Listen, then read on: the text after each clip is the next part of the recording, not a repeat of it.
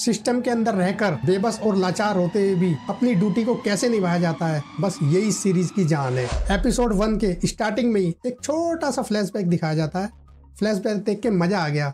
Season 1 के सारे character की याद ताजा हो गई, अच्छा लगा। होटल के कमरे में एक जोनाथन नाम व्यक्ति की हत्या हो जाती है, जो नागालैंड का बहुत प्रतिष्ठित व्यक्ति था। हत्या थोड़ी ब्रूटल तरीके से दिखाई गई है। एपिसोड के अंदर जब आप ये सीन देखोगे तो आपके दिमाग में एक सनसनी फैल जाएगी। जैसे जैसे सीरीज में कहानी आगे बढ़ेगी वैसे ही वैसे नए कैरेक्टर आते चले जाएंगे। जैसे एक कैरेक्टर रोज लीजो, जो आपने ट्रेलर में भी देखा होगा। अब रोज लीजो कौन है? वो दिल्ली आई थी वैसे तो। अब दिल्ली क्यों आई थी, किसके लिए आई थी और पुलिस उसे सस्पेक्ट क्यों समझती है? अंसारी और हाथीराम चौधरी, अंसारी जी जो एसीपी बन चुके हैं, दोनों नागालैंड पहुंच जाते हैं रोज लीजो को खोजने के लिए। नागालैंड में तनाव चल रहा है, इस तनाव के बीच में ही इस गुत्थी को सुलझाना है। अब वो इस गुत्थी को सुलझा पाते हैं नहीं, या उनके साथ क्या क्या होता है, यह सब तो आपको सीरीज देखने के बाद ही पता चलेगा। एक स्नाइपर मैन है जो सबको मार रहा है। क्यों मार रहा है, किसके लिए मार रहा है, इसके पीछे उसका क्या मकसद है, या वो खुद ही मार रहा है? स्क्रीन प्ले थोड़ा स्लो है, धीरे धीरे आगे बढ़ता है। आप सोचोगे कि थ्रिल का डोज अब शायद बढ़ने वाला है, अब शायद बढ़ने वाला है, इस एपिसोड में बढ़ेगा, इस एपिसोड में बढ़ेगा, लेकिन ऐसा कुछ होता नहीं है। इसकी स्टोरी राहुल कनौजिया ने लिखी है। कहानी कोई खास कमाल कर नहीं पाती। कहानी मुझे थोड़ी उलझी हुई लगी। हर सीन देखते वक्त आपको थोड़ा दिमाग लगाना पड़ेगा। आप सोचेंगे कि ये सीन चल क्यों रहा है, ऐसा हो क्यों रहा है। हाँ, लेकिन हाथीराम जी का जब सीन आता है तब उसे देखने का थोड़ा आनंद आता है। कहानी के कैरेक्टर से आप ज़्यादा अटैच हो नहीं पाएंगे, जैसे मैं भी थोड़ा सा कम ही अटैच हुआ हूँ। उसका कारण जहाँ मुझे लगता है एक चीज़ होती है ना, लैंग्वेज बैरियर, वही है। क्योंकि कैरेक्टर सारे नागालैंड के हैं और उन्होंने भाषा भी बोली है नागमैसी, ये नागालैंड की लैंग्वेज है। क्योंकि स्टोरी नागालैंड की है तो भाषा भी वही होगी।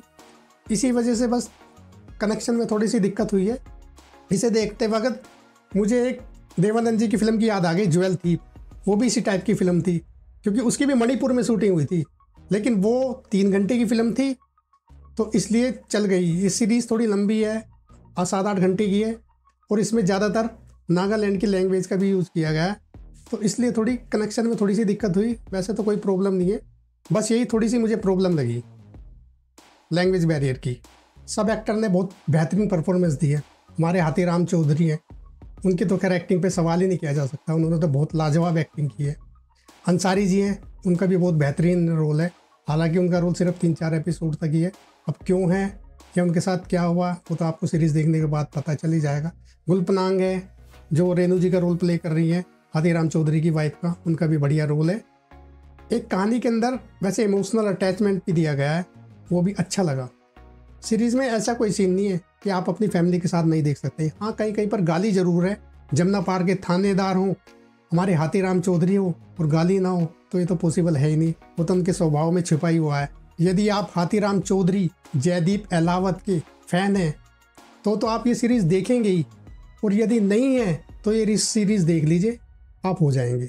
आप ये सीरीज़ फैमिली के साथ देख सकते हैं। थ्रिल है, सस्पेंस है, लेकिन ज़्यादा टेंशन बिल्डअप नहीं कर पाती। पाताल लोक सीजन 2 अमेज़न प्राइम पर 17 जनवरी को स्ट्रीमिंग हो चुका है और इसके 8 एपिसोड हैं और हर एपिसोड 45 से 47 मिनट तक वेरी करते हैं। तो जाइए और एंजॉय कीजिए। तो बस ये था मेरा रिव्यू।